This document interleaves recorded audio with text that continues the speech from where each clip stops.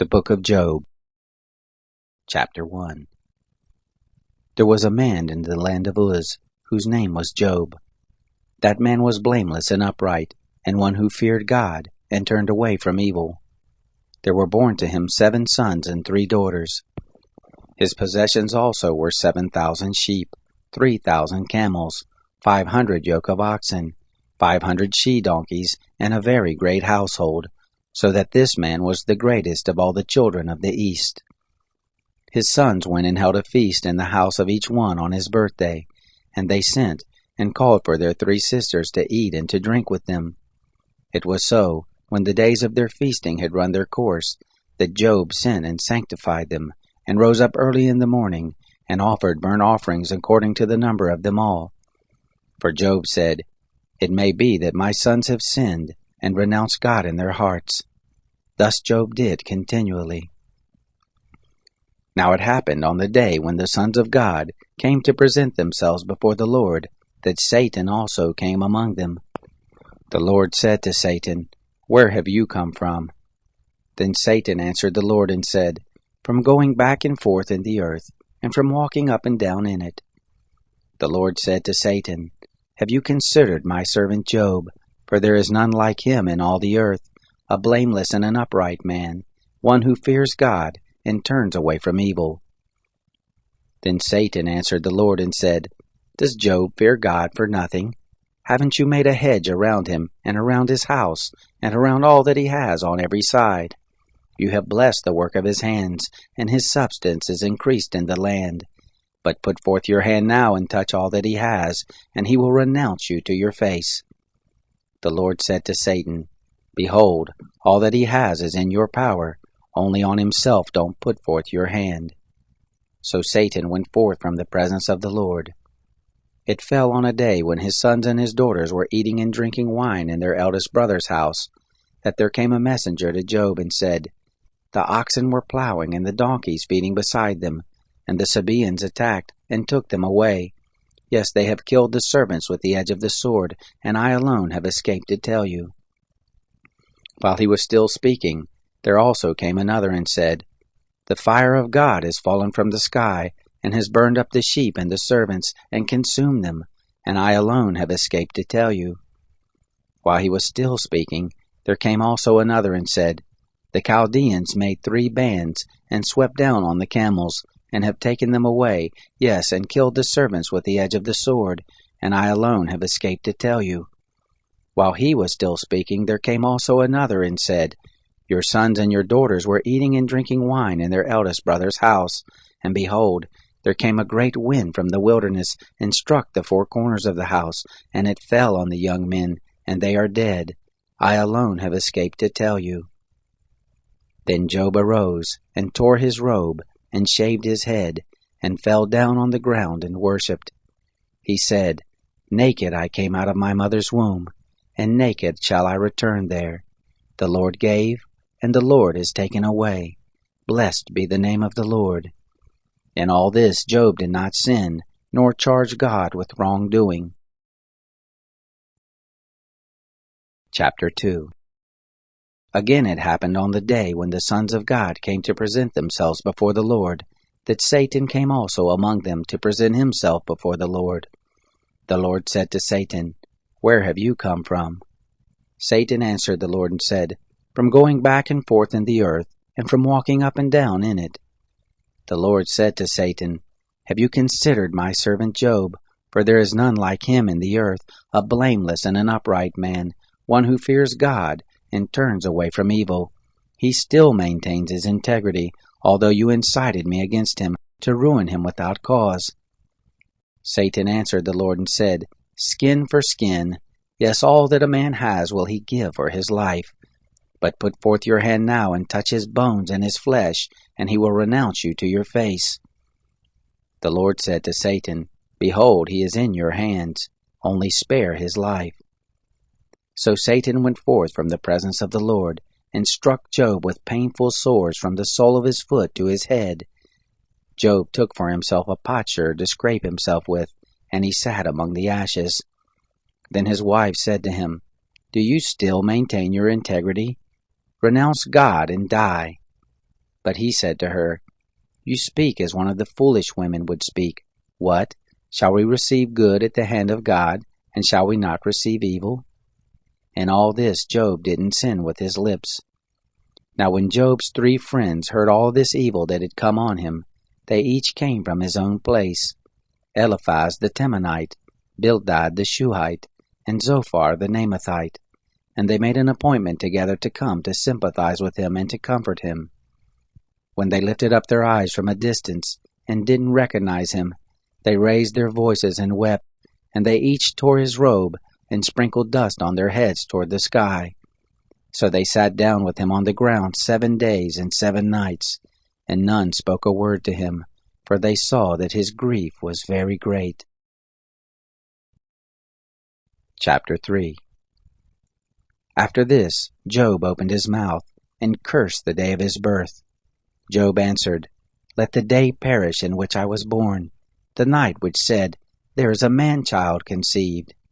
Let that day be darkness. Don't let God from above seek for it, neither let the light shine on it. Let darkness and the shadow of death claim it for their own. Let a cloud dwell on it. Let all that makes black the day terrify it. As for that night, let thick darkness seize on it. Let it not rejoice among the days of the year. Let it not come into the number of the months. Behold, let that night be barren. Let no joyful voice come therein. Let them curse it, who curse the day, who are ready to rouse up Leviathan. Let the stars of the twilight of it be dark. Let it look for light, but have none. Neither let it see the eyelids of the morning, because it didn't shut up the doors of my mother's womb, nor did it hide trouble from my eyes. Why didn't I die from the womb? Why didn't I give up the spirit when my mother bore me? Why did the knees receive me, or why the breast that I should suck? For now should I have lain down and been quiet. I should have slept, then I would have been at rest, with kings and counselors of the earth, who built up waste places for themselves, or with princes who had gold, who filled their houses with silver. Or as a hidden, untimely birth I had not been, as infants who never saw light. There the wicked cease from troubling, there the weary are at rest. There the prisoners are at ease together, they don't hear the voice of the taskmaster. The small and the great are there, the servant is free from his master. Why is light given to him who is in misery, life to the bitter in soul, who long for death but it doesn't come, who dig for it more than hidden treasures, who rejoice exceedingly and are glad when they can find the grave? Why is light given to a man whose way is hid, whom God has hedged in? For my sighing comes before I eat, my groanings are poured out like water. For the thing which I fear comes on me, that of which I am afraid comes to me. I am not at ease, neither am I quiet, neither have I rest, but trouble comes. Chapter 4. Then Eliphaz the Temanite answered, If someone ventures to talk with you, will you be grieved? But who can withhold himself from speaking?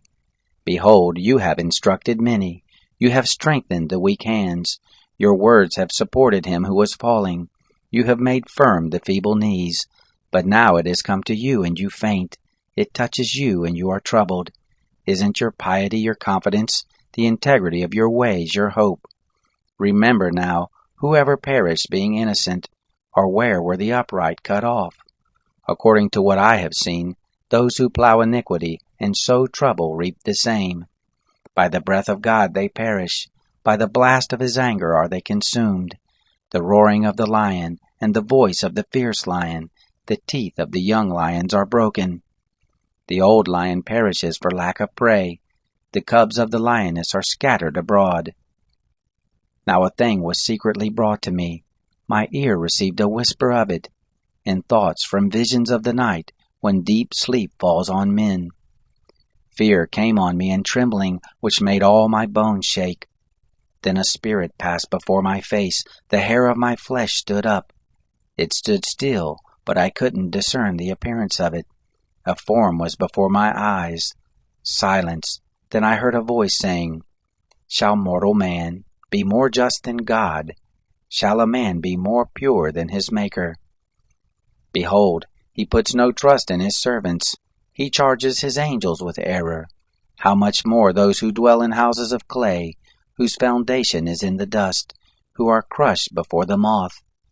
Between morning and evening they are destroyed. They perish forever without any regarding it. Isn't their tent cord plucked up within them? They die, and that without wisdom. Chapter 5. Call now. Is there any who will answer you? To which of the holy ones will you turn? For resentment kills the foolish man, and jealousy kills the simple. I have seen the foolish taking root, but suddenly I cursed his habitation. His children are far from safety, they are crushed in the gate, neither is there any to deliver them. Whose harvest the hungry eats up, and take it even out of the thorns. The thirsty seek for their substance. For affliction doesn't come forth from the dust, neither does trouble spring out of the ground. But man is born to trouble, as the sparks fly upward. But as for me, I would seek God. To God would I commit my cause, who does great things that can't be fathomed, marvelous things without number, who gives rain on the earth, and sends waters on the fields, so that he sets up on high those who are low. Those who mourn are exalted to safety. He frustrates the devices of the crafty, so that their hands can't perform their enterprise. He takes the wise and their own craftiness. The counsel of the cunning is carried headlong. They meet with darkness in the daytime, and grope at noonday as in the night. But he saves from the sword of their mouth even the needy from the hand of the mighty. So the poor has hope, and injustice shuts her mouth. Behold, happy is the man whom God corrects. Therefore do not despise the chastening of the Almighty. For he wounds and binds up. He injures and his hands make whole. He will deliver you in 6 troubles. Yes, in 7 there shall no evil touch you. In famine he will redeem you from death. In war from the power of the sword. You shall be hidden from the scourge of the tongue. Neither shall you be afraid of destruction when it comes. At destruction and famine you shall laugh, neither shall you be afraid of the animals of the earth. For you shall be in league with the stones of the field. The animals of the field shall be at peace with you. You shall know that your tent is in peace. You shall visit your fold, and shall miss nothing. You shall know also that your seed shall be great. Your offspring is the grass of the earth. You shall come to your grave in a full age, like a shock of grain comes in its season. Look this, we have searched it, so it is. Hear it, and know it for your good. Chapter 6. Then Job answered, O that my anguish were weighed, and all my calamity laid in the balances! For now it would be heavier than the sand of the seas. Therefore have my words been rash. For the arrows of the Almighty are within me. My spirit drinks up their poison. The terrors of God set themselves in array against me. Does the wild donkey bray when he has grass? Or does the ox low over his fodder? Can that which has no flavor be eaten without salt? Or is there any taste in the white of an egg? My soul refuses to touch them. They are as loathsome food to me. Oh, that I might have my request, that God would grant the thing that I long for, even that it would please God to crush me, that he would let loose his hand and cut me off. Be it still my consolation. Yes, let me exult in pain that doesn't spare, that I have not denied the words of the Holy One. What is my strength that I should wait? What is my end that I should be patient? Is my strength the strength of stones, or is my flesh of brass? Isn't it that I have no help in me, that wisdom is quite driven from me? To him who is ready to faint, kindness should be shown from his friend, even to him who forsakes the fear of the Almighty. My brothers have dealt deceitfully as a brook, as the channel of brooks that pass away, which are black by the reason of the ice, in which the snow hides itself. In the dry season they vanish. When it is hot they are consumed out of their place. The caravans that travel beside them turn aside. They go up into the waste and perish. The caravans of Tema looked. The companies of Sheba waited for them. They were distressed because they were confident. They came there and were confounded. For now you are nothing. You see a terror and are afraid. Did I say, give something to me? Or offer a present to me from your substance? Or deliver me from the adversary's hand? Or redeem me from the hand of the oppressors? Teach me, and I will hold my peace. Cause me to understand where I have erred. How forcible are words of uprightness! But your reproof, what does it reprove? Do you intend to reprove words, seeing that speeches of one who is desperate are as wind? Yes, you would even cast lots for the fatherless, and make merchandise of your friend. Now therefore be pleased to look at me, for surely I shall not lie to your face. Please return, let there be no injustice. Yes, return again, my cause is righteous. Is there injustice on my tongue? Can't my taste discern mischievous things? Chapter 7. Isn't a man forced to labor on earth? Aren't his days like the days of a hired hand? As a servant who earnestly desires the shadow, as a hireling who looks for his wages. So am I made to possess months of misery. Wearisome nights are appointed to me. When I lie down, I say, when shall I arise and the night be gone? I toss and turn until the dawning of the day. My flesh is clothed with worms and clods of dust. My skin closes up and breaks out afresh. My days are swifter than a weaver's shuttle, and are spent without hope. Oh, remember that my life is a breath. My eye shall no more see good. The eye of him who sees me shall see me no more. Your eyes shall be on me, but I shall not be. As the cloud is consumed and vanishes away, so he who goes down to Sheol shall come up no more. He shall return no more to his house, neither shall his place know him any more. Therefore I will not keep silent. I will speak in the anguish of my spirit. I will complain in the bitterness of my soul.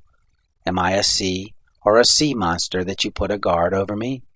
When I say, my bed shall comfort me, my couch shall ease my complaint, then you scare me with dreams and terrify me through visions, so that my soul chooses strangling, death rather than my bones.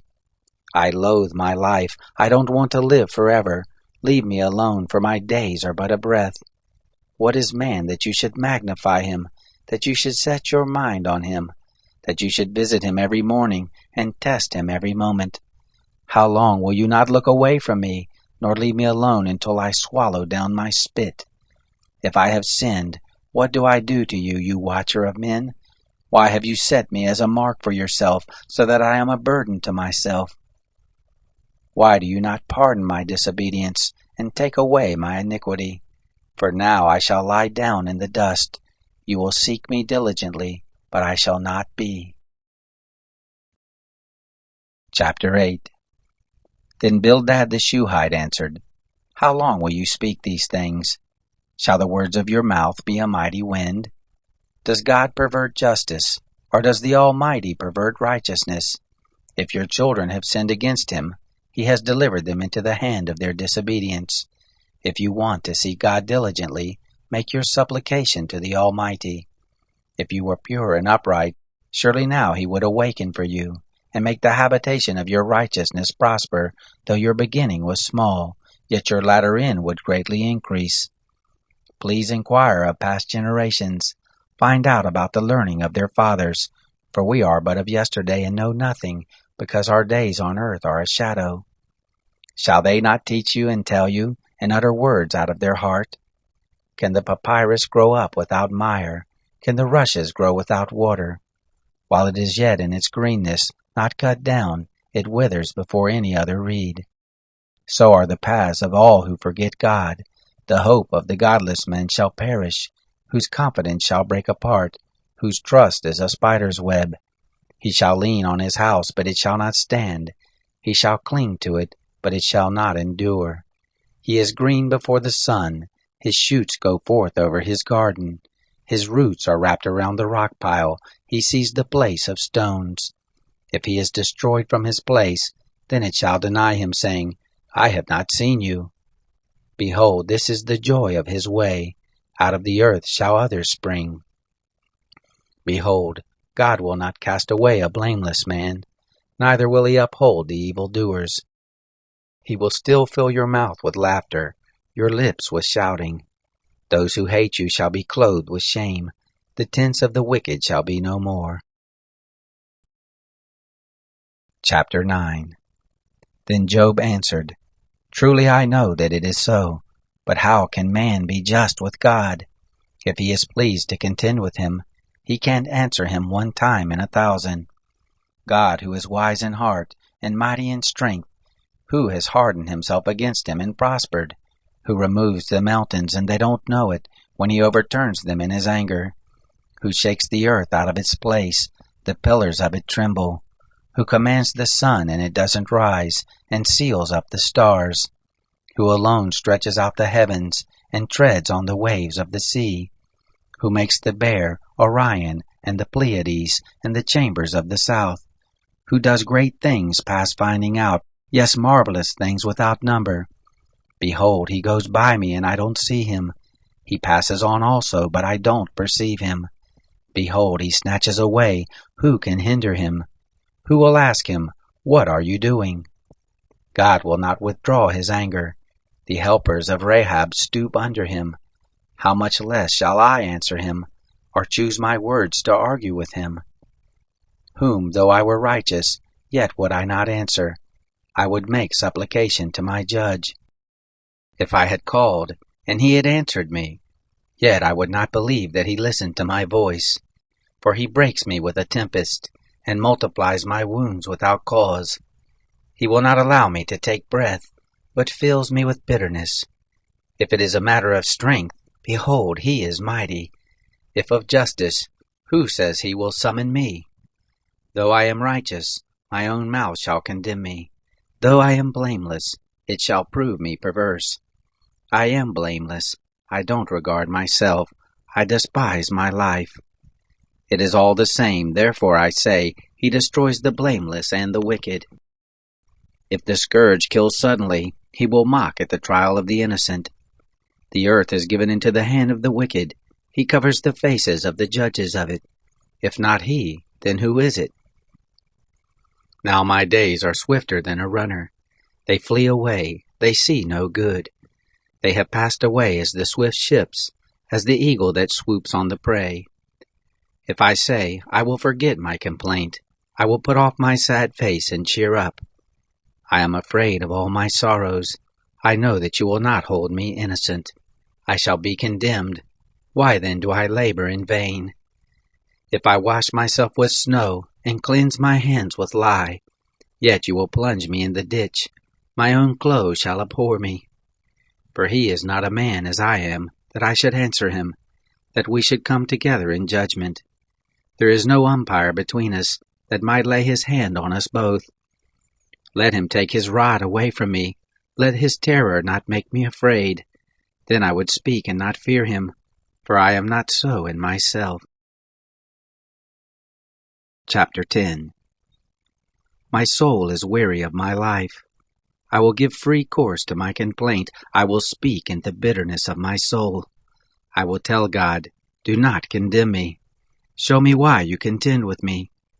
Is it good to you that you should oppress, that you should despise the work of your hands, and smile on the counsel of the wicked? Do you have eyes of flesh, or do you see as a man sees? Are your days as the days of mortals, or your years as man's years, that you inquire after my iniquity, and search after my sin? Although you know that I am not wicked, there is no one who can deliver out of your hand. Your hands have framed me, and fashioned me altogether, yet you destroy me. Remember, I beg you, that you have fashioned me as clay. Will you bring me again into the dust? Haven't you poured me out like milk, and curdled me like cheese? You have clothed me with skin and flesh, and knit me together with bones and sinews. You have granted me life and loving kindness. Your visitation has preserved my spirit. Yet you hid these things in your heart. I know that this is with you. If I sin, then you mark me. You will not acquit me from my iniquity. If I am wicked, woe to me. If I am righteous, I still shall not lift up my head, being filled with disgrace, and conscious of my affliction. If my head is held high, you hunt me like a lion. Again you show yourself powerful to me. You renew your witness against me, and increase your indignation on me. Changes and warfare are with me. Why then have you brought me forth out of the womb? I wish I had given up the spirit, and no eye had seen me. I should have been as though I had not been. I should have been carried from the womb to the grave. Aren't my days few?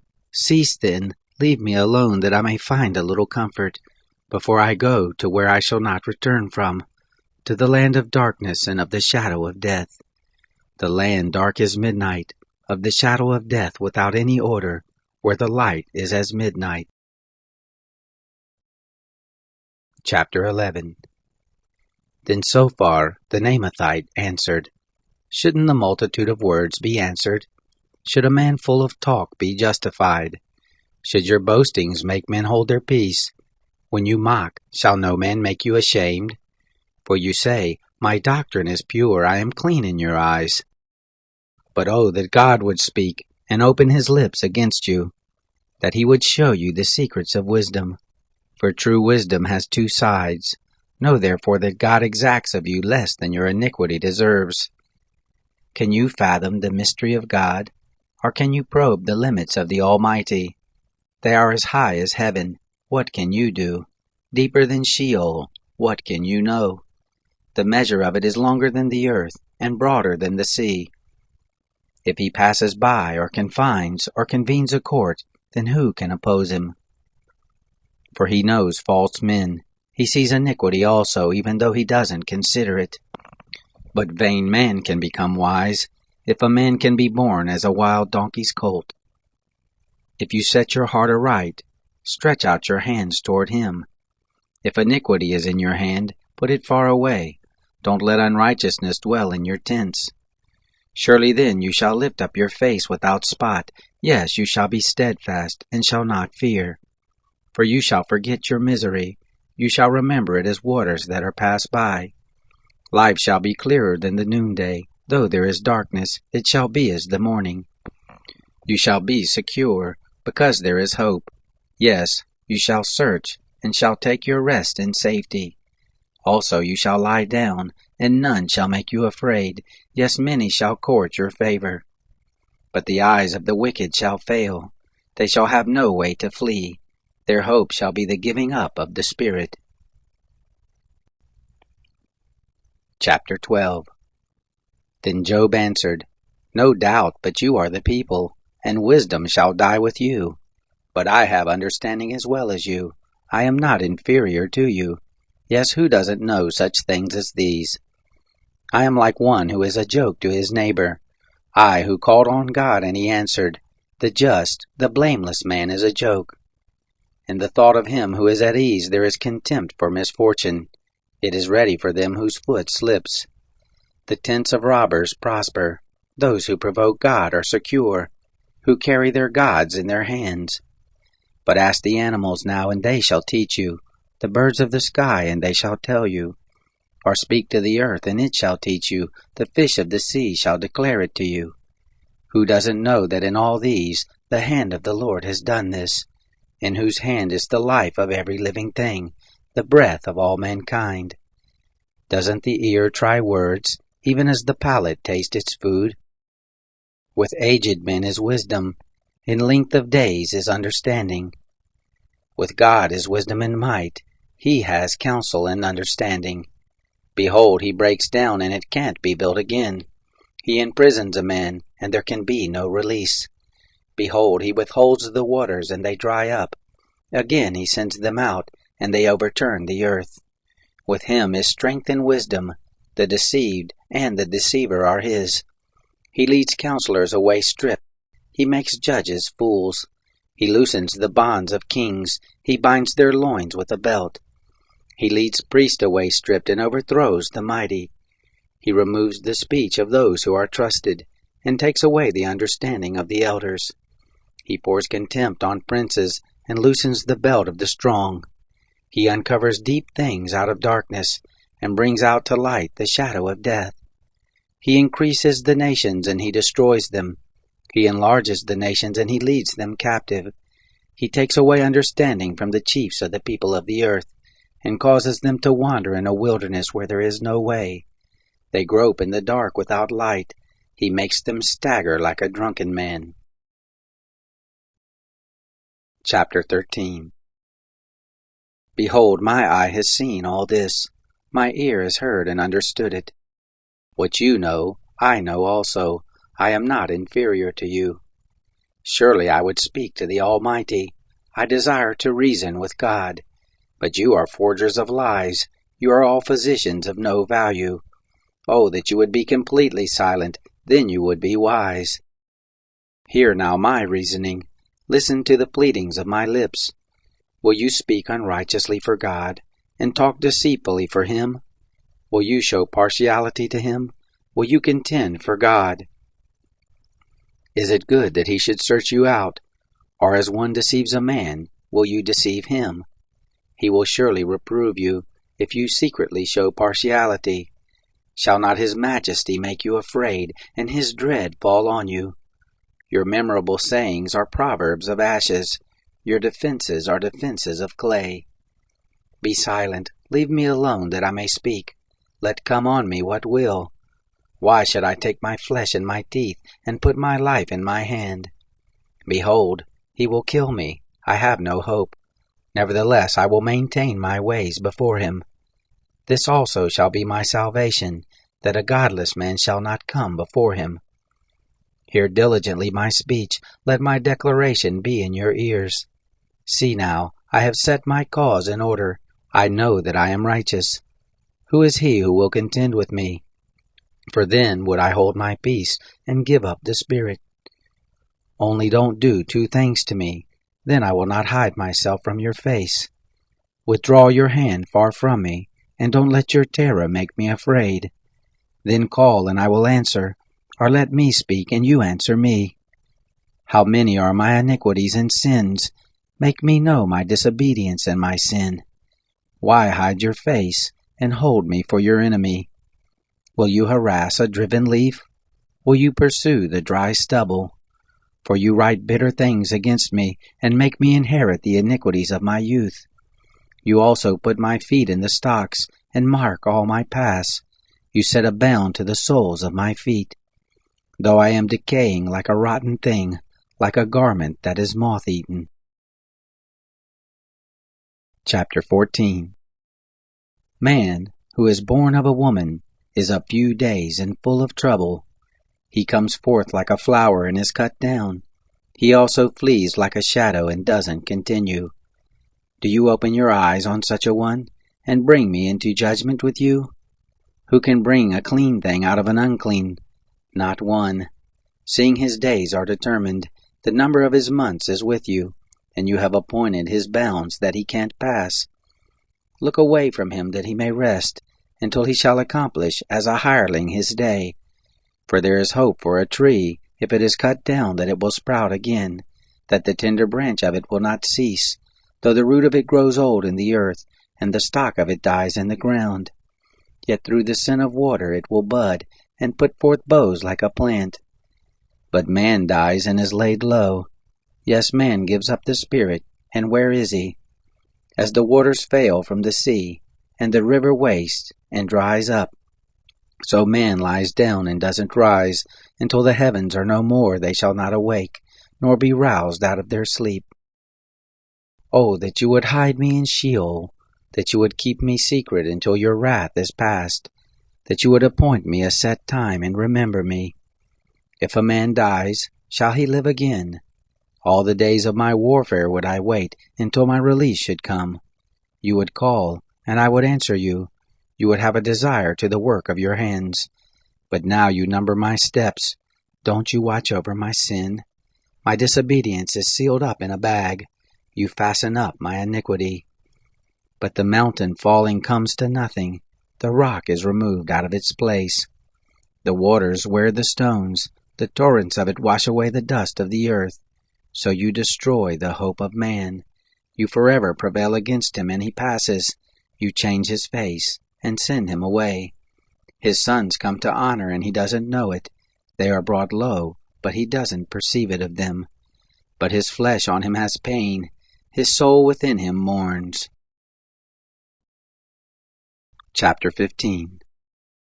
Then Eliphaz the Temanite answered, Should a wise man answer with vain knowledge, and fill himself with the east wind? Should he reason with unprofitable talk, or with speeches with which he can do no good? Yes, you do away with fear, and hinder devotion before God. For your iniquity teaches your mouth, and you choose the language of the crafty. Your own mouth condemns you, and not I. Yes, your own lips testify against you. Are you the first man who was born, or were you brought forth before the hills? Have you heard the secret counsel of God? Do you limit wisdom to yourself?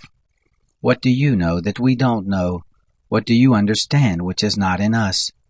With us are both the gray-headed and the very aged men, much elder than your father. Are the consolations of God too small for you, even the word that is gentle toward you? Why does your heart carry you away? Why do your eyes flash, that you turn your spirit against God, and let such words go out of your mouth? What is man that he should be clean? He who is born of a woman, that he should be righteous? Behold, he puts no trust in his holy ones. Yes, the heavens are not clean in his sight. How much less one who is abominable and corrupt, a man who drinks iniquity like water?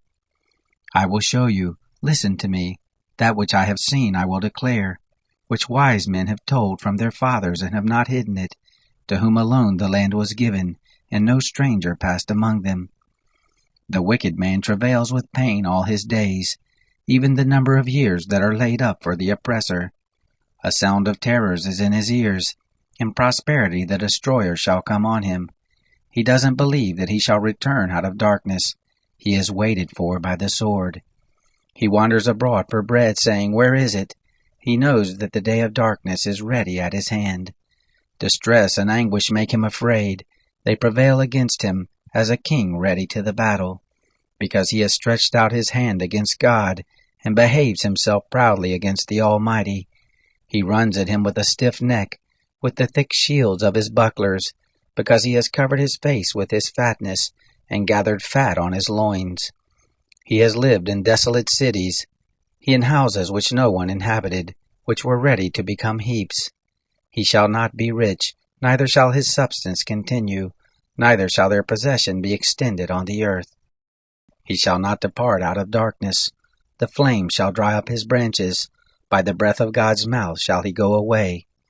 Let him not trust in emptiness, deceiving himself, for emptiness shall be his reward. It shall be accomplished before his time. His branch shall not be green. He shall shake off his unripe grape as the vine, and shall cast off his flower as the olive tree.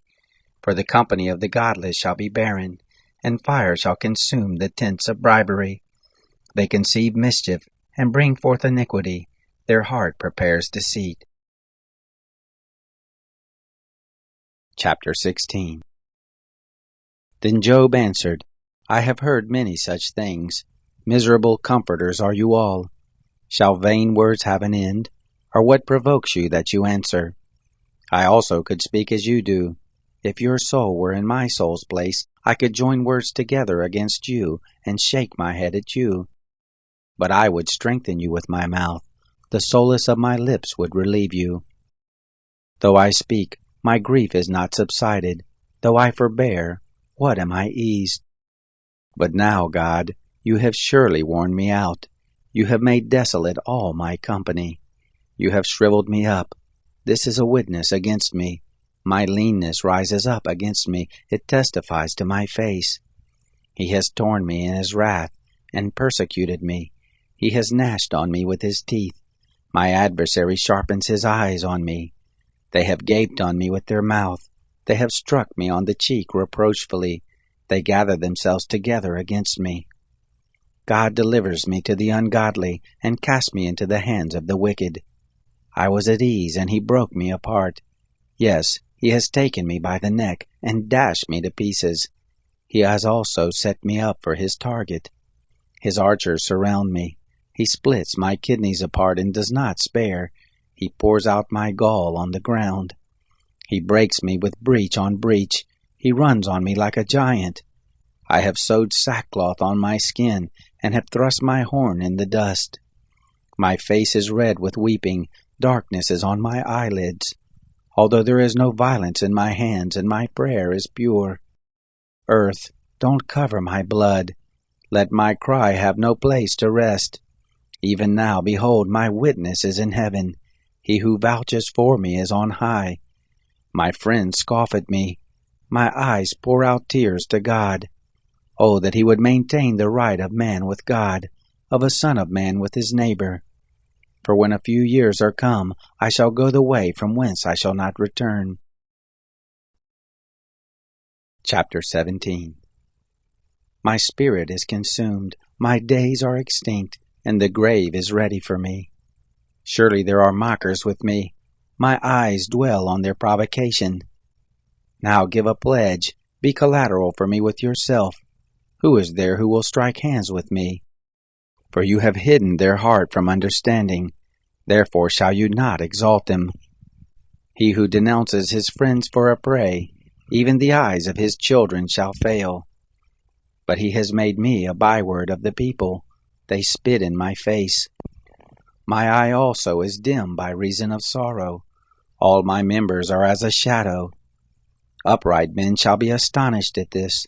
The innocent shall stir himself up against the godless. Yet shall the righteous hold on his way. He who has clean hands shall grow stronger and stronger. But as for you all, come on now again. I shall not find a wise man among you.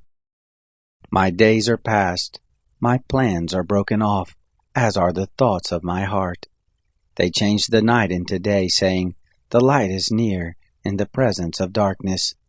If I look for Sheol as my house, if I have spread my couch in the darkness, if I have said to corruption, you are my father, and to the worm, my mother and my sister, where then is my hope? As for my hope, who shall see it? Shall it go down with me to the gates of Sheol, or descend together into the dust? Chapter 18. Then Bildad the Shuhite answered, How long will you hunt for words? Consider, and afterwards we will speak. Why are we counted as animals, which have become unclean in your sight? You who tear yourself in your anger, shall the earth be forsaken for you? Or shall the rock be removed out of its place? Yes, the light of the wicked shall be put out. The spark of his fire shall not shine. The light shall be dark in his tent. His lamp above him shall be put out. The steps of his strength shall be shortened. His own counsel shall cast him down. For he is cast into a net by his own feet, and he wanders into its mesh. A snare shall take him by the heel. A trap shall lay hold on him. A noose is hidden for him in the ground, a trap for him in the way. Terror shall make him afraid on every side, and shall chase him at his heels. His strength shall be famished, calamity shall be ready at his side. The members of his body shall be devoured, the firstborn of death shall devour his members. He shall be rooted out of his tent where he trust. He shall be brought to the king of terrors. There shall dwell in his tent that which is none of his. Sulphur shall be scattered on his habitation. His roots shall be dried up beneath. Above shall his branch be cut off. His memory shall perish from the earth. He shall have no name in the street. He shall be driven from light into darkness, and chased out of the world. He shall have neither son nor grandson among his people, nor any remaining where he sojourned. Those who come after shall be astonished at his day, as those who went before were frightened. Surely such are the dwellings of the unrighteous. This is the place of him who doesn't know God. Chapter 19. Then Job answered, How long will you torment me, and crush me with words? You have reproached me 10 times. You aren't ashamed that you attack me. If it is true that I have erred, my error remains with myself. If indeed you will magnify yourselves against me, and plead against my reproach, know that God has subverted me, and he has surrounded me with his net. Behold, I cry out of wrong, but I am not heard. I cry for help, but there is no justice. He has walled up my way so that I can't pass, and has set darkness in my paths. He has stripped me of my glory and taken the crown from my head. He has broken me down on every side, and I am gone. My hope has he plucked up like a tree. He has also kindled his wrath against me. He counts me among his adversaries. His troops come on together, build a siege ramp against me, and encamp around my tent. He has put my brothers far from me. My acquaintances are wholly estranged from me. My relatives have gone away. My familiar friends have forgotten me. Those who dwell in my house and my maids count me for a stranger. I am an alien in their sight. I call to my servant, and he gives me no answer. I beg him with my mouth. My breath is offensive to my wife. I am loathsome to the children of my own mother. Even young children despise me. If I arise, they speak against me. All my familiar friends abhor me. They whom I loved have turned against me. My bones stick to my skin and to my flesh. I have escaped by the skin of my teeth. Have pity on me, you my friends, for the hand of God has touched me. Why do you persecute me as God? Are you not satisfied with my flesh?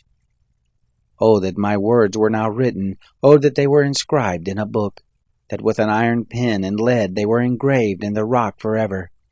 But as for me, I know that my Redeemer lives. In the end he will stand upon the earth. After my skin is destroyed, then in my flesh shall I see God, whom I, even I, shall see on my side. My eye shall see, and not as a stranger. My heart is consumed within me. If you say, how we will persecute him, because the cause of the matter is found in me. Be afraid of the sword, for wrath brings the punishments of the sword, that you may know there is a judgment. Chapter 20. Then Zophar the Naamathite answered, Therefore do my thoughts give answer to me, even by reason of my haste that is in me. I have heard the reproof which puts me to shame. The spirit of my understanding answers me. Don't you know this from old time, since man was placed on the earth, that the triumphing of the wicked is short, the joy of the godless but for a moment? Though his height mount up to the heavens, and his head reach to the clouds, yet he shall perish forever like his own dung. Those who have seen him shall say, Where is he? He shall fly away as a dream, and shall not be found. Yes, he shall be chased away like a vision of the night. The eye which saw him shall see him more, neither shall his place any more see him. His children shall seek the favor of the poor. His hand shall give back his wealth. His bones are full of his youth, but youth shall lie down with him in the dust. Though wickedness is sweet in his mouth, though he hide it under his tongue, though he spare it, and will not let it go, but keep it still within his mouth, yet his food in his bowels is turned, it is cobra venom within him. He has swallowed down riches, and he shall vomit them up again. God will cast them out of his belly. He shall suck cobra venom, the viper's tongue shall kill him. He shall not look at the rivers, the flowing streams of honey and butter. That for which he labored he shall restore, and shall not swallow it down. According to the substance that he has gotten, he shall not rejoice. For he has oppressed and forsaken the poor. He has violently taken away a house, and he shall not build it up. Because he knew no quietness within him, he shall not save anything of that in which he delights. There was nothing left that he didn't devour, therefore his prosperity shall not endure. In the fullness of his sufficiency, distress shall overtake him. The hand of everyone who is in misery shall come on him. When he is about to fill his belly, God will cast the fierceness of his wrath on him. It will rain on him while he is eating. He shall flee from the iron weapon. The bronze arrow shall strike him through. He draws it forth, and it comes out of his body. Yes, the glittering point comes out of his liver. Terrors are on him. All darkness is laid up for his treasures. An unfanned fire shall devour him.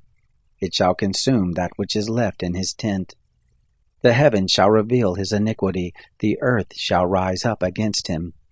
The increase of his house shall depart. They shall rush away in the day of his wrath. This is the portion of a wicked man from God, the heritage appointed to him by God. Chapter 21. Then Job answered, Listen diligently to my speech. Let this be your consolation. Allow me, and I also will speak. After I have spoken, mock on. As for me, is my complaint to man? Why shouldn't I be impatient? Look at me and be astonished. Lay your hand on your mouth. When I remember I am troubled, horror takes hold of my flesh. Why do the wicked live, become old, yes, and grow mighty in power? Their child is established with them in their sight, their offspring before their eyes. Their houses are safe from fear, neither is the rod of God upon them. Their bulls breed without fail, their cows calve and don't miscarry. They send forth their little ones like a flock, their children dance. They sing to the tambourine and harp, and rejoice at the sound of the pipe. They spend their days in prosperity. In an instant they go down to Sheol. They tell God, Depart from us, for we don't want to know about your ways. What is the Almighty that we should serve him? What profit should we have if we pray to him? Behold, their prosperity is not in their hand. The counsel of the wicked is far from me. How often is it that the lamp of the wicked is put out, that their calamity comes on them, that God distributes sorrows in his anger, that they are as stubble before the wind, as chaff that the storm carries away? You say, God lays up his iniquity for his children. Let him recompense it to himself, that he may know it. Let his own eyes see his destruction. Let him drink the wrath of the Almighty. For what does he care for his house after him, when the number of his months is cut off? Shall any teach God knowledge, seeing he judges those who are high? One dies in his full strength, being wholly at ease and quiet. His pails are full of milk. The marrow of his bones is moistened. Another dies in bitterness of soul and never taste of good. They lie down alike in the dust. The worm covers them both. Behold, I know your thoughts, the devices with which you would wrong me. For you say, Where is the house of the prince? Where is the tent in which the wicked live? Haven't you asked wayfaring men? Don't you know their evidences, that the evil man is reserved to the day of calamity, that they are led forth to the day of wrath? Who shall declare his way to his face? Who shall repay him what he has done? Yet shall he be borne to the grave. Men shall keep watch over the tomb. The clods of the valley shall be sweet to him. All men shall draw after him, as there were innumerable before him. So how can you comfort me with nonsense, seeing that in your answers there remains only falsehood? Chapter 22. Then Eliphaz the Temanite answered, Can a man be profitable to God? Surely he who is wise is profitable to himself. Is it any pleasure to the Almighty that you are righteous, or does it benefit him that you make your ways perfect? Is it for your piety that he reproves you, that he enters in with you into judgment? Isn't your wickedness great? Neither is there any end to your iniquities. For you have taken pledges from your brother for nothing, and stripped the naked of their clothing. You haven't given water to the weary to drink, and you have withheld bread from the hungry. But as for the mighty man, he had the earth. The honorable man, he lived in it. You have sent widows away empty, and the arms of the fatherless have been broken. Therefore snares are round about you, sudden fear troubles you, or darkness, so that you cannot see, and floods of waters cover you. Isn't God in the heights of heaven? See the height of the stars, how high they are. You say, What does God know? Can he judge through the thick darkness? Thick clouds are a covering to him so that he doesn't see. He walks on the vault of the sky. Will you keep the old way which wicked men have trodden, who were snatched away before their time, whose foundation was poured out as a stream, who said to God, Depart from us, and what can the Almighty do for us? Yet he filled their houses with good things, but the counsel of the wicked is far from me. The righteous see it and are glad, the innocent ridicule them, saying, Surely those who rose up against us are cut off. The fire has consumed the remnant of them. Acquaint yourself with him now and be at peace. Thereby good shall come to you. Please receive instruction from his mouth, and lay up his words in your heart. If you return to the Almighty, you shall be built up. If you put away unrighteousness far from your tents, lay your treasure in the dust, the gold of Ophir among the stones of the brooks. The Almighty will be your treasure, precious silver to you. For then shall you delight yourself in the Almighty, and shall lift up your face to God. You shall make your prayer to him, and he will hear you. You shall pay your vows. You shall also decree a thing, and it shall be established to you. Light shall shine on your ways.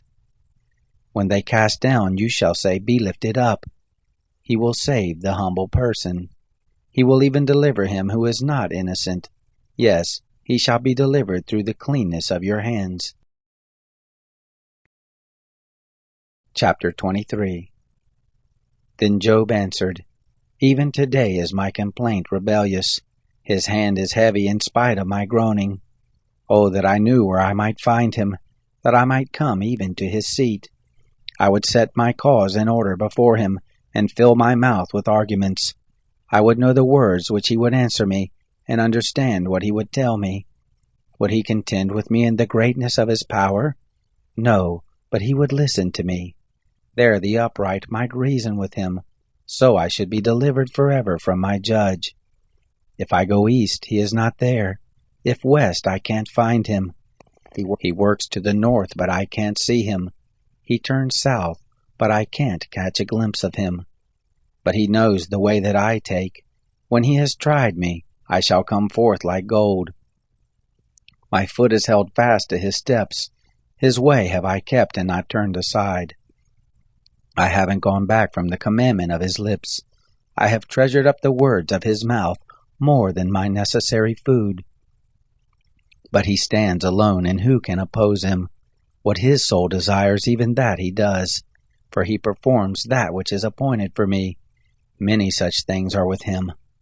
Therefore I am terrified at his presence. When I consider, I am afraid of him. For God has made my heart faint. The Almighty has terrified me, because I was not cut off before the darkness, neither did he cover the thick darkness from my face. Chapter 24. Why aren't times laid up by the Almighty? Why don't those who know him see his days? There are people who remove the landmarks. They violently take away flocks and feed them. They drive away the donkey of the fatherless, and they take the widow's ox for a pledge. They turn the needy out of the way. The poor of the earth all hide themselves. Behold, as wild donkeys in the desert, they go forth to their work, seeking diligently for food. The wilderness yields them bread for their children. They cut their provender in the field. They glean the vineyard of the wicked.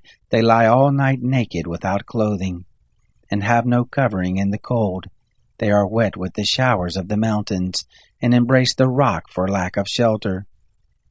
There are those who pluck the fatherless from the breast, and take a pledge of the poor, so that they go around naked without clothing. Being hungry, they carry the sheaves. They make oil within the walls of these men. They tread wine presses and suffer thirst. From out of the populous city men groan. The soul of the wounded cries out, yet God doesn't regard the folly. There are those who rebel against the light. They don't know the ways of it, nor abide in the paths of it. The murderer rises with the light. He kills the poor and needy. In the night he is like a thief. The eye also of the adulterer waits for the twilight, saying, No eye shall see me. He disguises his face. In the dark they dig through houses. They shut themselves up in the daytime. They don't know the light. For the morning is to all of them like thick darkness, for they know the terrors of the thick darkness. They are foam on the surface of the waters. Their portion is cursed in the earth. They don't turn into the way of the vineyards. Drought and heat consume the snow waters, so does Sheol those who have sinned. The womb shall forget him. The worm shall feed sweetly on him. He shall no more be remembered. Unrighteousness shall be broken as a tree. He devours the barren who don't bear. He shows no kindness to the widow. Yet God preserves the mighty by his power. He rises up who has no assurance of life. God gives them security, and they rest in it. his eyes are on their ways. They are exalted, yet a little while, and they are gone. Yes, they are brought low, they are taken out of the way as all others, and are cut off as the tops of the ears of grain. If it isn't so now, who will prove me a liar, and make my speech worth nothing? Chapter 25. Then Bildad the Shuhite answered, Dominion and fear are with him. He makes peace in his high places. Can his armies be counted? On whom does his light not arise? How then can man be just with God? Or how can he who is born of a woman be clean? Behold, even the moon has no brightness, and the stars are not pure in his sight. How much less man who is a worm, the son of man who is a worm. Chapter 26. Then Job answered, How have you helped him who is without power? How have you saved the arm that has no strength? How have you counseled him who has no wisdom, and plentifully declared sound knowledge? To whom have you uttered words, whose spirit came forth from you? Those who are deceased tremble, those beneath the waters and all that live in them. Sheol is naked before God, and Abaddon has no covering. He stretches out the north over empty space, and hangs the earth on nothing. He binds up the waters in his thick clouds, and the cloud is not burst under them. He encloses the face of his throne, and spreads his cloud on it. He has described a boundary on the surface of the waters, and to the confines of light and darkness. The pillars of heaven tremble, and are astonished at his rebuke. He stirs up the sea with his power, and by his understanding he strikes through Rahab. By his spirit the heavens are garnished. His hand has pierced the swift serpent. Behold, these are but the outskirts of his ways. How small a whisper do we hear of him! But the thunder of his power, who can understand? Chapter 27. Job again took up his parable and said, As God lives, who has taken away my right, the Almighty who has made my soul bitter, for the length of my life is still in me, and the Spirit of God is in my nostrils. Surely my lips shall not speak unrighteousness, neither shall my tongue utter deceit. Far be it from me that I should justify you. Until I die I will not put away my integrity from me. I will hold fast to my righteousness, and will not let it go. My heart shall not reproach me so long as I live. Let my enemy be as the wicked. Let him who rises up against me be as the unrighteous. For what is the hope of the godless when he is cut off, when God takes away his life? Will God hear his cry when trouble comes on him? Will he delight himself in the Almighty, and call on God at all times? I will teach you about the hand of God. That which is with the Almighty will I not conceal. Behold, all of you have seen it yourselves. Why then have you become altogether vain? This is the portion of a wicked man with God, the heritage of oppressors which they receive from the Almighty. If his children are multiplied, it is for the sword. His offspring shall not be satisfied with bread. Those who remain of him shall be buried in death. His widows shall make no lamentation. Though he heap up silver as the dust, and prepare clothing as the clay, he may prepare it, but the just shall put it on, and the innocent shall divide the silver. He builds his house as the moth, as a booth which a watchman makes. He lies down rich, but he shall not do so again. He opens his eyes, and is not. Terrors overtake him like waters. A tempest steals him away in the night. The east wind carries him away, and he departs. It sweeps him out of his place. For it hurls at him and does not spare, as he flees away from his hand. Men shall clap their hands at him, and shall hiss him out of his place. Chapter 28. Surely there is a mine for silver, and a place for gold which they refine. Iron is taken out of the earth, and copper is smelted out of the ore. Man sets an end to darkness, and searches out to the furthest bound the stones of obscurity and of thick darkness. He breaks open a shaft away from where people live. They are forgotten by the foot. They hang far from men. They swing back and forth. As for the earth, Out of it comes bread. Underneath it is turned up as if it were by fire. Sapphires come from its rocks. It has dust of gold. That path no bird of prey knows, neither has the falcon's eye seen it. The proud animals have not trodden it, nor has the fierce lion passed by there. He puts forth his hand on the flinty rock, and he overturns the mountains by the roots. He cuts out channels among the rocks. His eye sees every precious thing. He binds the streams that they don't trickle.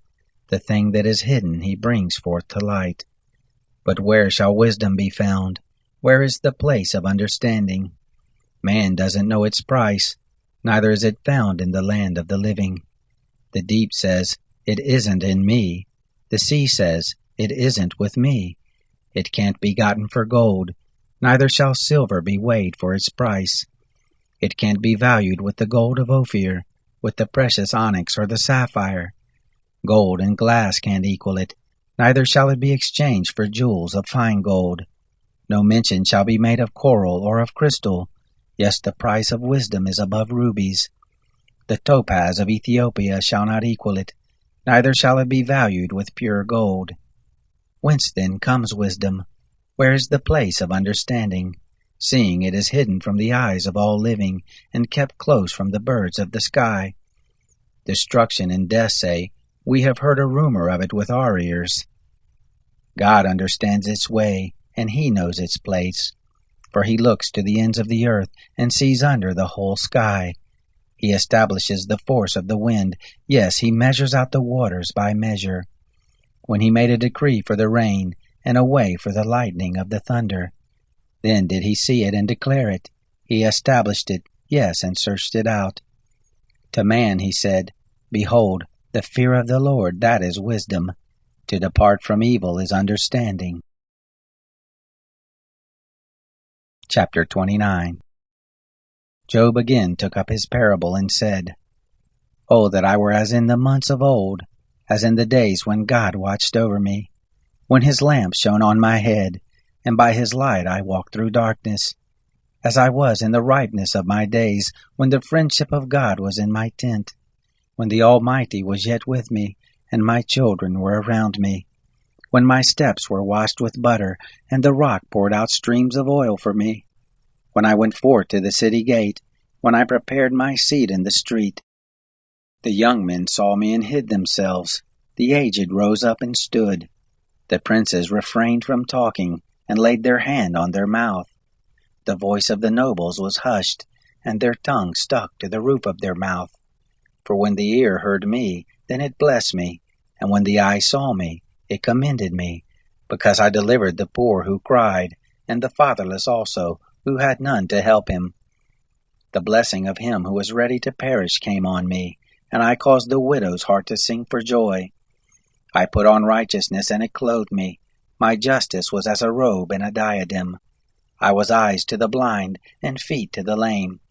I was a father to the needy. The cause of him whom I didn't know I searched out. I broke the jaws of the unrighteous, and plucked the prey out of his teeth. Then I said, I shall die in my own house. I shall number my days as the sand. My root is spread out to the waters. The dew lies all night on my branch. My glory is fresh in me. My bow is renewed in my hand. Men listened to me, waited, and kept silence for my counsel. After my words they didn't speak again.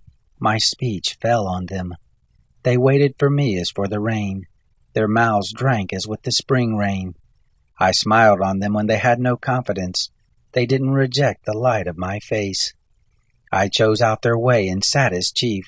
I lived as a king in the army, as one who comforts the mourners. Chapter 30. But now those who are younger than I have me in derision, whose fathers I would have disdained to put with my sheepdogs. Of what use is the strength of their hands to me, men in whom ripe age has perished? They are gaunt from lack and famine. They gnaw the dry ground in the gloom of waste and desolation. They pluck salt herbs by the bushes. The roots of the broom are their food. They are driven forth from the midst of men. They cry after them as after a thief. so that they dwell in frightful valleys, and in holes of the earth and of the rocks. Among the bushes they bray, and under the nettles they are gathered together. They are children of fools, yes, children of base men. They were flogged out of the land. Now I have become their song. Yes, I am a byword to them. They abhor me. They stand aloof from me, and don't hesitate to spit in my face. For he has untied his cord and afflicted me, and they have thrown off restraint before me. On my right hand rise the rabble. They thrust aside my feet. They cast up against me their ways of destruction. They mar my path. They set forward my calamity without anyone's help. As through a wide breach they come. In the midst of the ruin they roll themselves in. Terrors are turned on me. They chase my honor as the wind. My welfare has passed away as a cloud. Now my soul is poured out within me. Days of affliction have taken hold on me. In the night season my bones are pierced in me, and the pains that gnaw me take no rest. By great force is my garment disfigured. It binds me about as a collar of my coat. He has cast me into the mire, have become like dust and ashes. I cry to you, and you do not answer me. I stand up, and you gaze at me. You have turned to be cruel to me. With the might of your hand you persecute me. You lift me up to the wind and drive me with it. You dissolve me in the storm. For I know that you will bring me to death, to the house appointed for all living. However, doesn't one stretch out a hand in his fall, or in his calamity therefore cry for help? Didn't I weep for him who was in trouble? Wasn't my soul grieved for the needy? When I looked for good, then evil came. When I waited for light, there came darkness. My heart is troubled and doesn't rest. Days of affliction have come on me. I go mourning without the sun. I stand up in the assembly and cry for help. I am a brother to jackals and a companion to ostriches. My skin grows black and peels from me. My bones are burned with heat. Therefore is my harp turned to mourning, and my pipe into the voice of those who weep. Chapter 31. I made a covenant with my eyes. How then should I look lustfully at a young woman? For what is the portion from God above, and the heritage from the Almighty on high? Is it not calamity to the unrighteous, and disaster to the workers of iniquity? Doesn't he see my ways, and number all my steps? If I have walked with falsehood, and my foot is hurried to deceit, let me be weighed in an even balance, that God may know my integrity. If my step has turned out of the way, if my heart walked after my eyes, if any defilement has stuck to my hands, then let me sow, and let another eat. Yes, let the produce of my field be rooted out. If my heart has been enticed to a woman, and I have laid wait at my neighbor's door, then let my wife grind for another, and let others sleep with her. For that would be a heinous crime. Yes, it would be an iniquity to be punished by the judges. For it is a fire that consumes to destruction, and would root out all my increase. If I have despised the cause of my manservant, or of my maidservant when they contended with me, what then shall I do when God rises up? When he visits, what shall I answer him? Didn't he who made me in the womb make him? Didn't one fashion us both in the womb? If I have withheld the poor from their desire, or if I have caused the eyes of the widow to fail, or have eaten my morsel alone, and the fatherless has not eaten of it. No, from my youth he grew up with me as with a father. Her have I guided from my mother's womb. If I have seen any perish for want of clothing, or that the needy had no covering, if his heart hasn't blessed me, if he hasn't been warmed with my sheep's fleece, if I have lifted up my hand against the fatherless, because I saw my help in the gate, then let my shoulder fall from the shoulder blade, and my arm be broken from the bone. For calamity from God is a terror to me. By reason of his majesty I can do nothing. If I have made gold my hope, and have said to the fine gold, you are my confidence. If I have rejoiced because my wealth was great, and because my hand had gotten much, if I had seen the sun when it shined, or the moon moving in splendor, and my heart has been secretly enticed, that my hand would throw a kiss from my mouth. This also would be an iniquity to be punished by the judges, for I should have denied the God who is above. If I have rejoiced at the destruction of him who hated me, or lifted up myself when evil found him, yes, I have not allowed my mouth to sin by asking his life with a curse. If the men of my tent have not said, who can find one who has not been filled with his meat? The foreigner has not lodged in the street, but I have opened my doors to the traveler. If, like Adam, I have covered my transgressions by hiding my iniquity in my heart, because I feared the great multitude, and the contempt of families terrified me, so that I kept silence and didn't go out of the door. Oh, that I had one to hear me! Behold, here is my signature. Let the Almighty answer me. Let the accuser write my indictment. Surely I would carry it on my shoulder, and I would bind it to me as a crown. I would declare to him the number of my steps. As a prince would I go near to him. If my land cries out against me, and the furrows of it weep together, if I have eaten the fruits of it without money, or have caused the owners of it to lose their life, let briars grow instead of wheat, and stinkweed instead of barley. The words of Job are ended. Chapter 32. So these 3 men ceased to answer Job, because he was righteous in his own eyes. Then the wrath of Elihu, the son of Barachel, the Buzite, of the family of Ram, was kindled against Job. His wrath was kindled because he justified himself rather than God. Also his wrath was kindled against his 3 friends, because they had found no answer, and yet had condemned Job. Now Elihu had waited to speak to Job, because they were elder than he. When Elihu saw that there was no answer in the mouth of these 3 men, his wrath was kindled. Elihu, the son of Barachel the Buzite, answered, I am young, and you are very old. Therefore I held back, and didn't dare show you my opinion. I said, days should speak, and multitude of years should teach wisdom. But there is a spirit in man, and the breath of the Almighty gives them understanding. It is not the great who are wise, nor the aged who understand justice. Therefore I said, listen to me, I also will show my opinion. Behold, I waited for your words, and I listened for your reasoning, while you searched out what to say. Yes, I gave you my full attention, but there was no one who convinced Job, or who answered his words among you. Beware lest you say, we have found wisdom, God may refute him, not man. For he has not directed his words against me, neither will I answer him with your speeches. They are amazed, they answer no more, they don't have a word to say. Shall I wait because they don't speak, because they stand still and answer no more? I also will answer my part, and I also will show my opinion. For I am full of words, the spirit within me constrains me.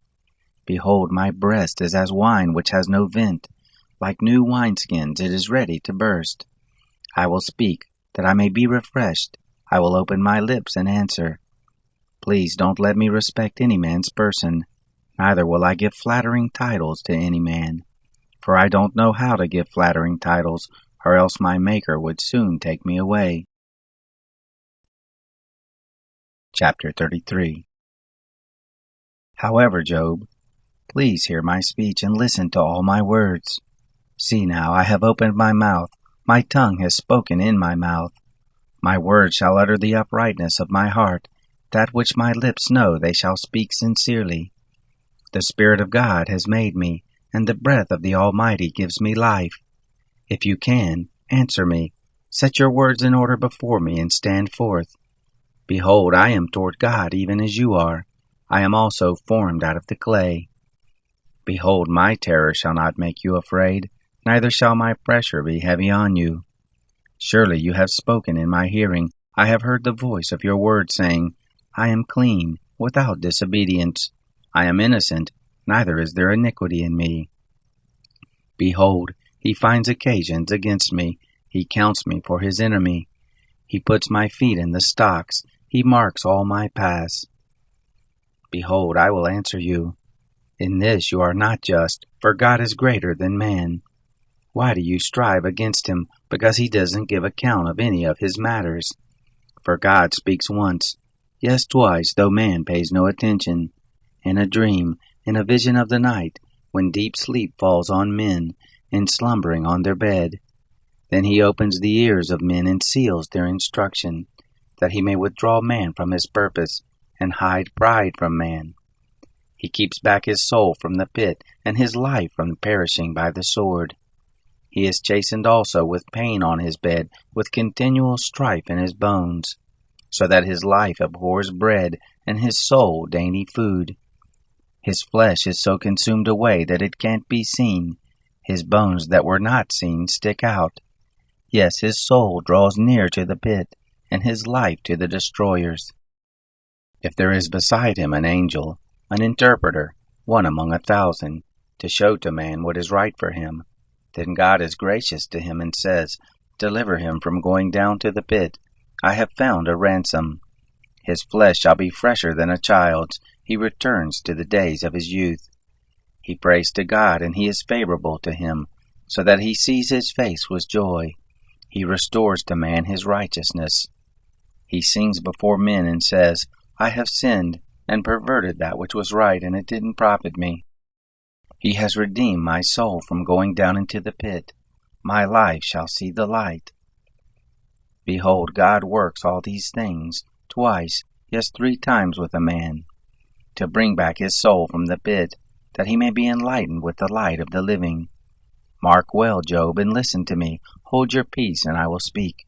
If you have anything to say, answer me. Speak, for I desire to justify you. If not, listen to me. Hold your peace, and I will teach you wisdom. Chapter 34. Moreover, Elihu answered, Hear my words, you wise men. Give ear to me, you who have knowledge, for the ear tries words, as the palate tastes food. Let us choose for us that which is right. Let us know among ourselves what is good. For Job has said, I am righteous. God has taken away my right. Notwithstanding my right, I am considered a liar. My wound is incurable, though I am without disobedience.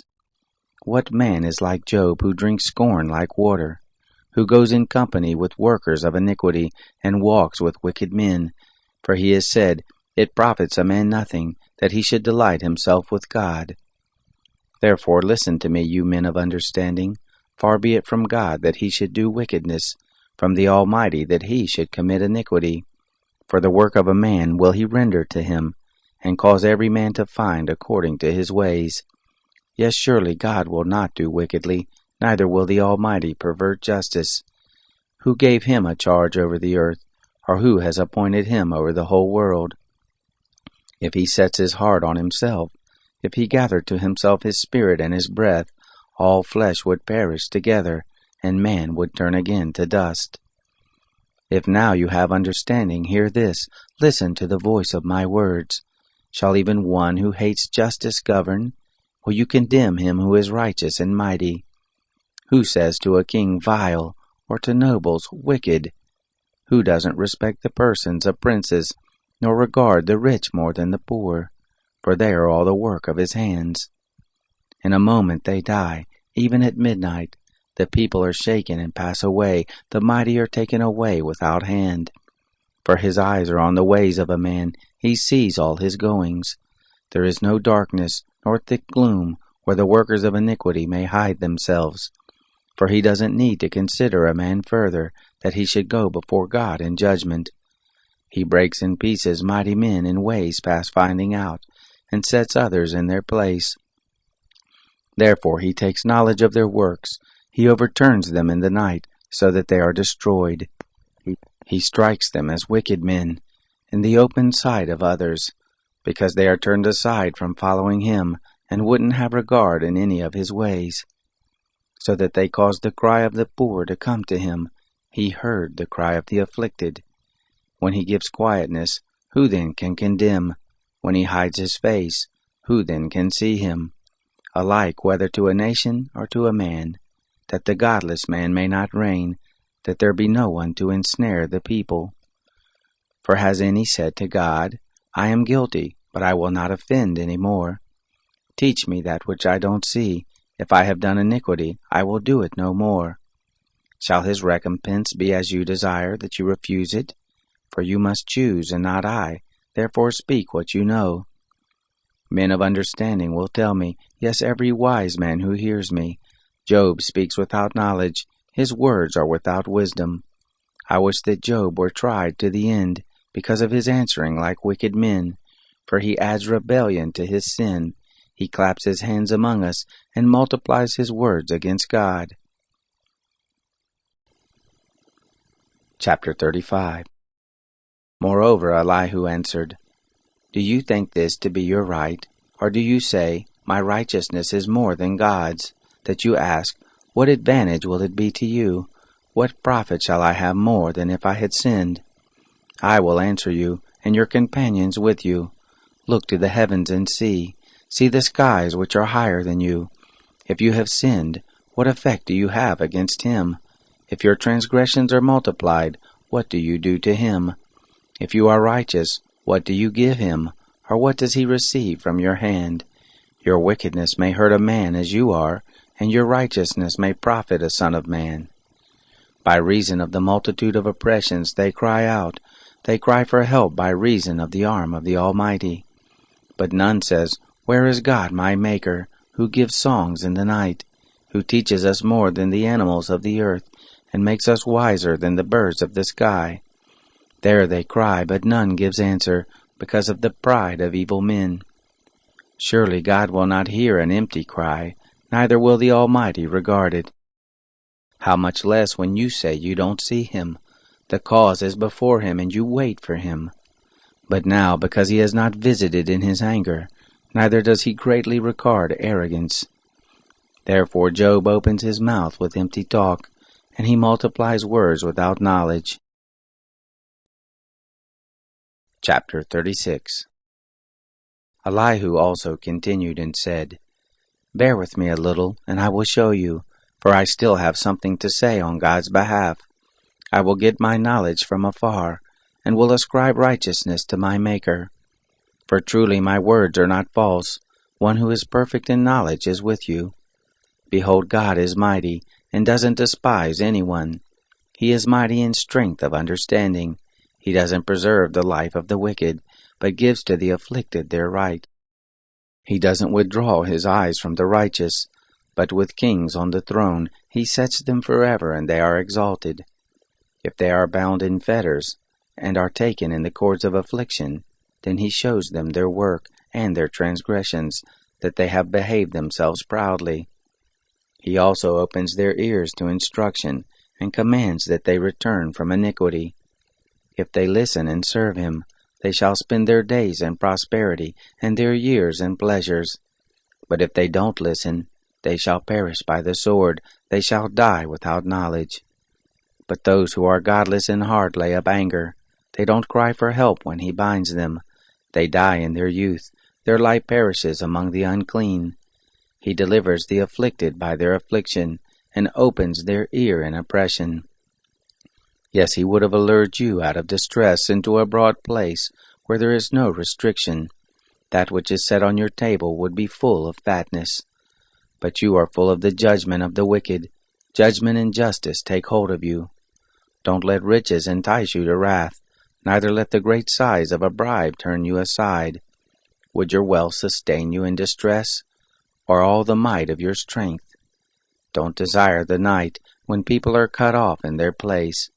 Take heed, don't regard iniquity, for this you have chosen rather than affliction. Behold, God is exalted in his power. Who is a teacher like him? Who has prescribed his way for him, or who can say, You have committed unrighteousness? Remember that you magnify his work, whereof men have sung. All men have looked on it, man sees it afar off. Behold, God is great, and we don't know him. The number of his years is unsearchable. For he draws up the drops of water, which distill in rain from his vapor, which the skies pour down, and drop on man abundantly. Yes, can any understand the spreading of the clouds, and the thunderings of his pavilion? Behold, he spreads his light around him. He covers the bottom of the sea. For by these he judges the people. He gives food in abundance. He covers his hand with the lightning, and commands it to strike the mark. The noise of it tells about him, and the cattle also concerning the storm that comes up. Chapter 37. Yes, at this my heart trembles, and is moved out of its place. Hear, O hear the noise of his voice, the sound that goes out of his mouth. He sends it forth under the whole sky, and his lightning to the ends of the earth. After it a voice roars. He thunders with the voice of his majesty. He doesn't hold back anything when his voice is heard. God thunders marvelously with his voice. He does great things which we can't comprehend. For he says to the snow, "Fall on the earth," likewise to the shower of rain, and to the showers of his mighty rain. He seals up the hand of every man, that all men whom he has made may know it. Then the animals take cover, and remain in their dens. Out of its chamber comes the storm, and cold out of the north. By the breath of God ice is given, and the breath of the waters is frozen. Yes, he loads the thick cloud with moisture. He spreads abroad the cloud of his lightning. It is turned round about by his guidance, that they may do whatever he commands them on the surface of the habitable world, whether it is for correction, or for his land, or for loving kindness, that he causes it to come. Listen to this, Job. Stand still and consider the wondrous works of God. Do you know how God controls them, and causes the lightning of his cloud to shine? Do you know the workings of the clouds, the wondrous works of him who is perfect in knowledge? You, whose clothing is warm, when the earth is still by reason of the south wind, can you with him spread out the sky, which is strong as a cast metal mirror? Teach us what we shall tell him, for we can't make our case by reason of darkness. Shall it be told him that I would speak, or should a man wish that he were swallowed up? Now men don't see the light which is bright in the skies, but the wind passes and clears them. Out of the north comes golden splendor. With God is awesome majesty. We can't reach the Almighty. He is exalted in power. In justice and great righteousness he will not oppress. Therefore men revere him. He doesn't regard any who are wise of heart. Chapter 38. Then the Lord answered Job out of the whirlwind. Who is this, who darkens counsel by words without knowledge? Brace yourself like a man, for I will question you, then you answer me. Where were you when I laid the foundations of the earth? Declare if you have understanding. Who determined the measures of it if you know, or who stretched the line on it? Whereupon were the foundations of it fastened, or who laid its cornerstone? When the morning stars sang together, and all the sons of God shouted for joy? Or who shut up the sea with doors, when it broke forth from the womb? When I made clouds the garments of it, thick darkness as a swaddling band for it? Marked out for it my bound, and set its bars and doors, and said, Here you may come, but no further. Here shall your proud waves be stayed. Have you commanded the morning in your days, and caused the dawn to know its place, that it might take hold of the ends of the earth, and shake the wicked out of it? It is changed as clay under the seal, and stands forth as a garment. From the wicked their light is withheld, the high arm is broken. Have you entered into the springs of the sea, or have you walked in the recesses of the deep? Have the gates of death been revealed to you, or have you seen the gates of the shadow of death? Have you comprehended the earth and its breadth? Declare if you know it all. What is the way to the dwelling of light? As for darkness, where is the place of it? That you should take it to the bound of it, that you should discern the pass to the house of it. Surely you know, for you were born then, and the number of your days is great. Have you entered into the treasuries of the snow, or have you seen the treasuries of the hail, which I have reserved against the time of trouble, against the day of battle and war? By what way is the lightning distributed, or the east wind scattered on the earth? Who has cut a channel for the flood water, or the path for the thunderstorm, to cause it to rain on a land where no man is, on the wilderness in which there is no man, to satisfy the waste and desolate ground, to cause the tender grass to spring forth? Does the rain have a father? Or who fathers the drops of dew? Out of whose womb came the ice, the gray frost of the sky? Who has given birth to it? The waters become hard like stone when the surface of the deep is frozen. Can you bind the cluster of the Pleiades, or loosen the cords of Orion? Can you lead forth the constellations in their season, or can you guide the bear with her cubs? Do you know the laws of the heavens? Can you establish the dominion of it over the earth? Can you lift up your voice to the clouds, that abundance of waters may cover you? Can you send forth lightnings that they may go? Do they report to you, "Here we are"? Who has put wisdom in the inward parts, or who has given understanding to the mind? Who can number the clouds by wisdom, or who can pour out the bottles of the sky, when the dust runs into a mass and the clouds of the earth stick together? Can you hunt the prey for the lioness, or satisfy the appetite of the young lions when they crouch in their dens and lie in wait in the thicket? Who provides for the raven his prey when his young ones cry to God and wander for lack of food? Chapter 49. Do you know the time when the mountain goat gives birth? Do you watch when the doe bears fawns? Can you number the months that they fulfill, or do you know the time when they give birth? They bow themselves, they bring forth their young, they end their labor pains. Their young ones become strong, they grow up in the open field, they go forth and don't return again. Who has set the wild donkey free, or who has loosened the bonds of the swift donkey? Whose home I have made the wilderness, and the salt land his dwelling place. He scorns the tumult of the city, neither does he hear the shouting of the driver. The range of the mountains is his pasture, he searches after every green thing. Will the wild ox be content to serve you, or will he stay by your feeding trough? Can you hold the wild ox in the furrow with his harness, or will he till the valleys after you? Will you trust him because his strength is great, or will you leave to him your labor? Will you confide in him that he will bring home your seed and gather the grain of your threshing floor? The wings of the ostrich wave proudly, but are they their feathers and plumage of love? For she leaves her eggs on the earth, warms them in the dust, and forgets that the foot may crush them, or that the wild animal may trample them. She deals harshly with her young ones, as if they were not hers. Though her labor is in vain, she is without fear, because God has deprived her of wisdom, neither has he imparted to her understanding. When she lifts up herself on high, she scorns the horse and his rider. Have you given the horse might? Have you clothed his neck with a quivering mane? Have you made him to leap as a locust? The glory of his snorting is awesome. He paws in the valley and rejoices in his strength. He goes out to meet the armed men. He mocks at fear and is not dismayed, neither does he turn back from the sword. The quiver rattles against him, the flashing spear and the javelin. He eats up the ground with fierceness and rage, neither does he stand still at the sound of the trumpet. As often as the trumpet sounds, he snorts, "Aha!" He smells the battle afar off, the thunder of the captains and the shouting. Is it by your wisdom that the hawk soars and stretches her wings toward the south?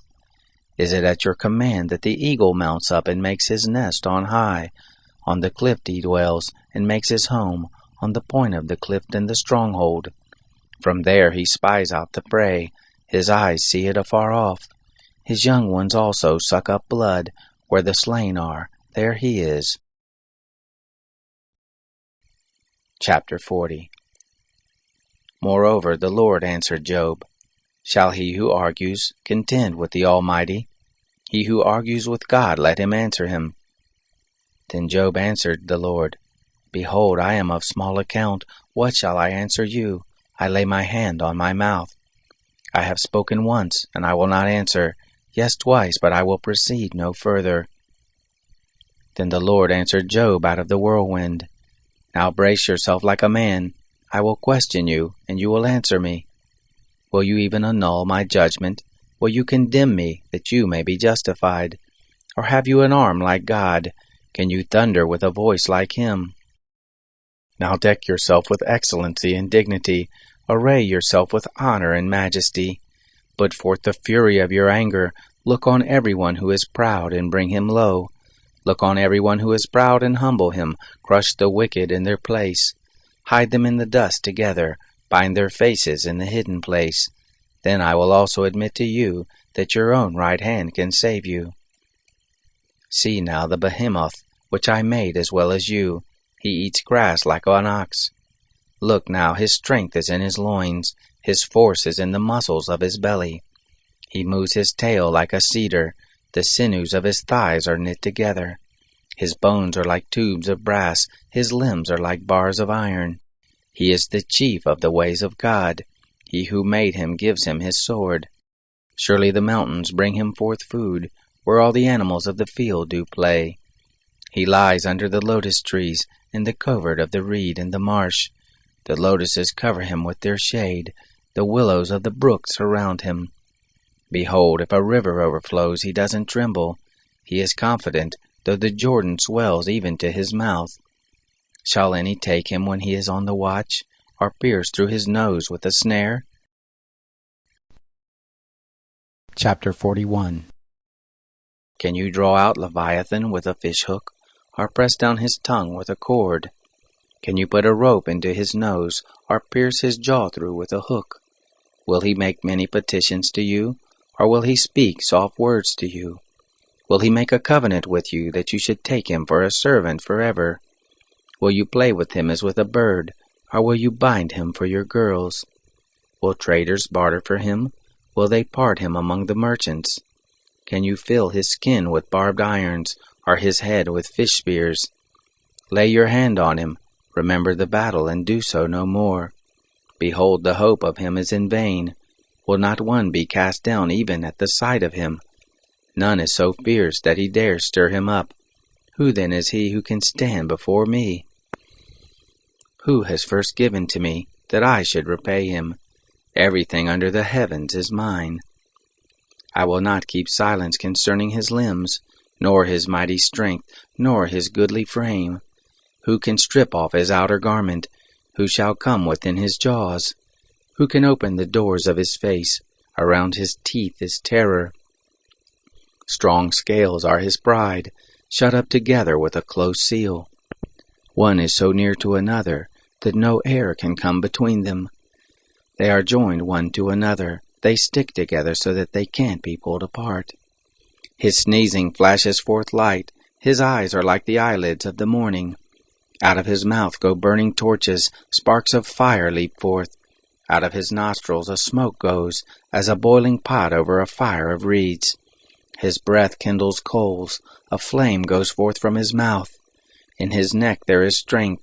Terror dances before him. The flakes of his flesh are joined together. They are firm on him. They can't be moved. His heart is as firm as a stone, yes, firm as the lower millstone. When he raises himself up, the mighty are afraid. They retreat before his thrashing. If one lays at him with the sword, it can't avail, nor the spear, the dart, nor the pointed shaft. He counts iron as straw and brass as rotten wood. The arrow can't make him flee. Sling stones are like chaff to him. Clubs are counted as stubble. He laughs at the rushing of the javelin. His undersides are like sharp potsherds, leaving a trail in the mud like a threshing sledge. He makes the deep to boil like a pot. He makes the sea like a pot of ointment. He makes a path to shine after him. One would think the deep had white hair. On the earth there is not his equal that is made without fear. He sees everything that is high. He is king over all the sons of pride. Chapter 42.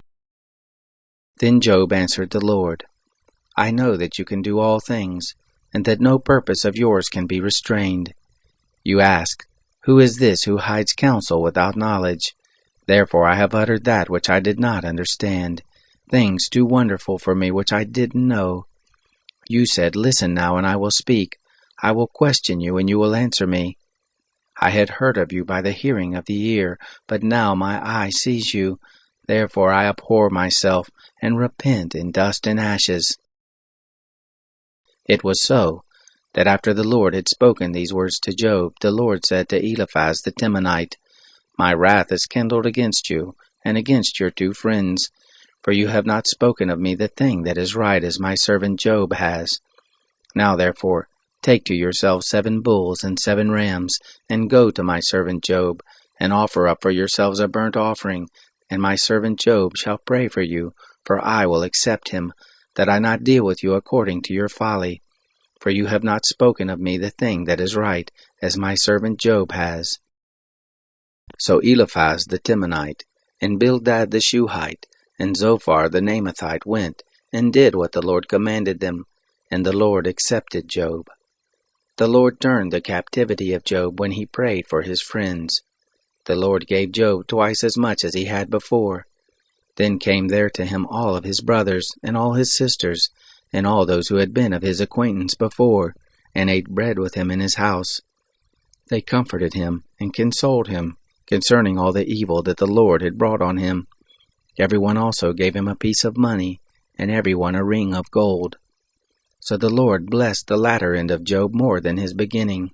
He had 14,000 sheep, 6,000 camels, 1,000 yoke of oxen, and 1,000 female donkeys. He also had 7 sons and 3 daughters. He called the name of the first Jemimah, and the name of the second Keziah, and the name of the third Keren Hapuch. In all the land there were no women found so beautiful as the daughters of Job. Their father gave them an inheritance among their brothers. After this, Job lived 140 years, and saw his sons and his sons' sons to 4 generations. So Job died, being old and full of days.